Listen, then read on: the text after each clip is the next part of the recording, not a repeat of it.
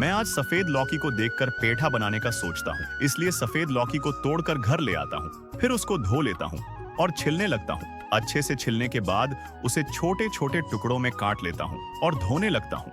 अच्छे से धोकर उसे उबालने के लिए रख देता हूँ। अच्छे से उबालने के बाद उसको निकाल लेता हूँ। उसके बाद एक बर्तन में उसके साथ शक्कर को रखकर कुछ देर तक रहने देता हूँ। तब तक आप वीडियो को लाइक और सब्सक्राइब कर दीजिए। उसके बाद मैं हल्के से मीठा पानी में कटे हुए सफेद लौकी को डाल देता हूँ और तब तक चलाते रहता हूँ जब तक वह पेठा नहीं बन जाता। उसके बाद कुछ देर में बनकर तैयार हो जाता है सफेद लौकी से स्वादिष्ट पेठा, जो काफी बेहतरीन बन जाता है।